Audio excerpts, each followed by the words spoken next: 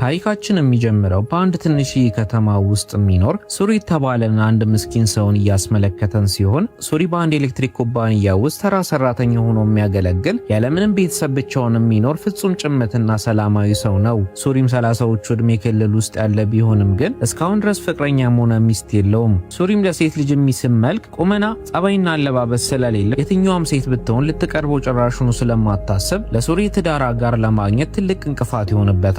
ነገር ግን አንድ ቀን የዚህ ተራ ሰው ህይወት ሙሉ በሙሉ ቁልቁል የሚገለባበት አንድ ድንቅና ያልተጠበቀ ክስተት በአንድ የሰርግ ስነ ስርዓት ላይ ይፈጠራል።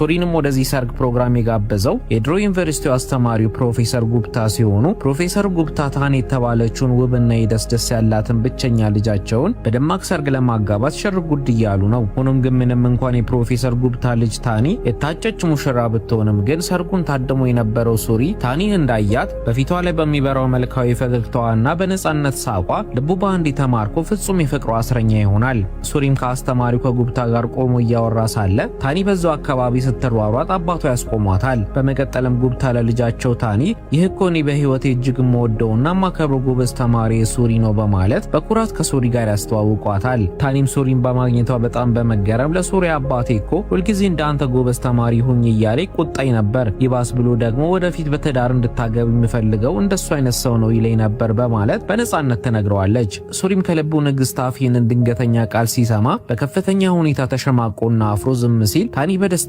ሳቀች ከጓደኞቿ ጋር ለመደነስ ወደ መድረኩ ሮጣ ትሄዳለች። ሱሪም በረንዳው ላይ ብቻውን ቆሞ ታኒ በመድረኩ ላይ በደስታ ስትጨፍርና ስትደነስ ፍጹም ተክዞ በአድናቆት የተመለከታት ለአንዲት ሰከንድ እንኳን አይኑን ከላዩ ላይ ማንሳት ሳይችል ይቀራል። ሆኖም ግን ታኒ በዚች የመደሰቻዋ የሰርጓ ቀን ላይ ያለች አባቷ ጉፕታ አንድ ከባድ መርዶ ሰምተው ወደ ልጃቸው ታኒ እየሮጡ ይሄዳሉ። ታኒም ይህንን ከባድ መርዶ እንደሰማች በታላቅ ድንጋጤና በለቅሶ ድምፅ ጮኻ ከአዳራሹ ትወጣለች። ምስኪኑ ጉፕታን በከፍተኛ የልብ ድንጋጤ የተነሳ በአንዴ ራሳቸውን ስተው መሬት ላይ በመዘረራቸው ምክንያት በስፍራው ላይ የነበሩት ሰዎች በሙሉ ተረባርበው አባትየውን ወደ ሆስፒታል በአስቸኳይ ይዘዋቸው ይሄዳሉ። ሱሪም ይህንን ክስተት ተመልክቶ ስለነበረ ምን ተፈጥሮ እንደሆነ ለማወቅ በአዳራሹ ውስጥ ያለን አንድን ሰው ይጠይቃል። ሰውየው የሚተፈጠረውን ነገር ማብራራት ጀምሮ ታኒ ልታገባው የነበረው ሙሽራ ወደዚህ ስፍራ ከቤተሰቡ ጋር እየመጡ ሳለ የመኪና አደጋ ደርሶባቸው ሙሉ ቤተሰቡ ከሙሽራው ጭምር እንደሞቱ ይነግረዋል። ሱሪም ይህንን ሀዘን ከሰማ በኋላ ልቡ ክፉኛ አዝኖ የአስተማሪውን ጉፕታን ጤንነትን ለማወቅ በቀጥታ ወደ ሆስፒታል ይሄዳል።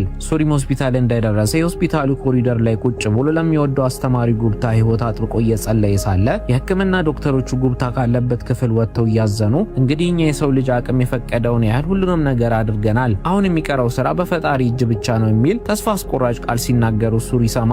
ሱሪም በሰማው ነገር ተደናግጦ ሳለ አስተማሪ ጉፕታ ከተኙበት ክፍል ሱሪን ያስጠሩትና በደከመ ድምጻቸው ለሱሪን የዚህ ምድር ላይ የምኖርበት ጊዜ እጅግ በጣም አጭር ስለሆነ ምስኪኗና ብቸኛዋ ልጅ ታኒ በዚህ ክፉ ዓለም ላይ ለአንዳች ጠባቂና ረዳት ለብቻዋ ጥያት መሄድ ስለማልፈልግ ነፍሴ በሰላም እንድታርፍ ስትል ልጄን ታኒን በትዳር እንድታገባልኝ አጥብቄ እለምንሃለሁ ሲሉ የመጨረሻ ምኞታቸውን ለሱሪ ይገልጹለታል። ሱሪም በህይወቱ ሙሉ አግኝቶት የሚያውቀው ትልቁ ደስታ ታኒን ማግባት ቢሆንም ግን በእንደዚህ አይነት አሳዛኝና አስገዳጅ ሁኔታ ውስጥ ግን የታኒን ስቃይ እንደ ጥቅም መውሰድ ፍጹም አልፈለገም ነበር። ሆኖም ግን የአስተማሪውን ጥያቄ ለማክበር ሲል በአስተማሪው ሐሳብ ይስማማል። ፕሮፌሰር ጉፕታም ልጃቸውን ታኒ ወደ ክፍሉ በማስጠራት የታኒንና የሱሪን እጅ አንድ ላይ በማያያዝ ጋብቻውን እንዲፈጽሙ ከነገሯቸው በኋላ የመጨረሻ እስትንፋሳቸውን በመተንፈስ ከዚህ ዓለም በሞት ይለያሉ። በመነጋታውም የቀብር ስነ ስርዓታቸው በታላቅ ሐዘን ከተፈጸመ በኋላ ሱሪ በአስተማሪው ትዕዛዝ መሰረት ታኒን በህግ አግብቶ ወደ መኖሪያ ቤቱ ይዟት ይጓዛል። ወደ ሱሪ ቤት ከመግባታቸው በፊት ግን የአካባቢ ጎረቤቶችና ሱሪን የሚያውቁት ሰዎች በሁኔታው እጅግ በመገረም የተንሾካሾኩ በቅናትና በመገረም ስሜት ውስጥ ሆነው የተራና ጭምት ሰው እንዴት በዚህ ፍጥነት እቺን የመሰለች ውብና የምታስቀና መልአክ የመሰለች ልጅ ሊያገባ ቻለ እያሉ ያወራሉ። ሱሪ ግን ስለ ሰዎቹ ወሬ ቅንጣት ታህል ግድ ሳይኖረው ይልቁኑ ስለ ታኒ ስሜትና ደህንነት ብቻ ነበር የሚያስበው። ወደ ቤቱም እንደገቡ ታኒ እንድታርፍበትና ነጻነት እንዲሰማት በማሰብ የገዛ ልብሶቹንና የግል ንብረቶቹን በሙሉ ከዋናው መኝታ ክፍል ውስጥ አንድ በአንድ ያወጣል። ክፍሉንም ሙሉ በሙሉ ለታኒ ትቶላት እኔ ከዛሬ ጀምሮ ቆጡ ላይ ተኛለሁ፣ ይህ ክፍል ያንቺ ነው ተጠቀሚበት ይላታል። ታኒ ግን ይህንን ጋብቻ በሁኔታዎች አስገዳጅነት እንጂ በገዛ ፍላጎቷ ስላልፈለገችው በውስጧ ቅንጣት ታህል ደስታ አልነበራትም። ሱሪም አቧራ በለበሰውና በጣም በቆሸሸው በዚያ ጠባብ ቆጥ ውስጥ ፍራሹን አንጥፎ ሲተኛ፣ ምስኪኗ ታኒ ደግሞ የሞተውን አባቷን እያሰበች ሌሊቱን ሙሉ ስቅስቅ ብላ እያለቀሰች ታድራለች። በማግስቱ ጠዋትም ላይ የሱሪ ልብና የቅርብ ጓደኛው ቦቢ በድንገት ወደ ቤት ይመጣል። ቦቢም ጓደኛውን ሱሪ በቁጣ እንዴት ሳትነግረኝና ሳታማከረኝ አገባክ እያለ ይናደድበታል።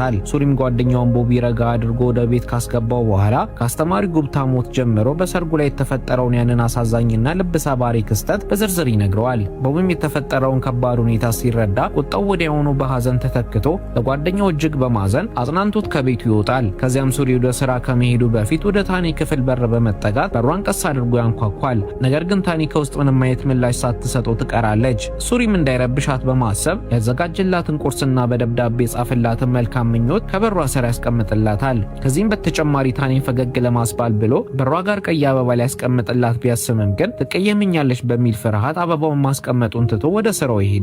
ስራ ቦታን በደረሰ ጊዜ ሱሪ በአካሉ ቢሮ ውስጥ ይሁን እንጂ በአእምሮ ግን ቀኑን ሙሉ ስለ ታኒ ብቻ ሲያስብ ውሎ ያድራል። በዚህም መሃል በድንገት የስራ ባልደረቦቹ ወደሱ ጠጋ ብለው በደስታ የሱሪን ጋብቻ እንደሰሙ ነግረውት እንኳን ደስ አለህ ይሉታል። ምንም ያክልም ሱሪ እንዳገባ ለማንም መናገር ባይፈልግም ግን ወሬው ባላሰቡ መልኩ ቢሮ ውስጥ በሙሉ ተሰራይቶ የስራ ባልደረቦቹ ሱሪ በቤቱ ውስጥ ደግሶ ሁሉንም ባልደረቦቹን ወደ ቤቱ ሊጠራቸው እንደሚገባ ደጋግመው ይነዘንዙታል።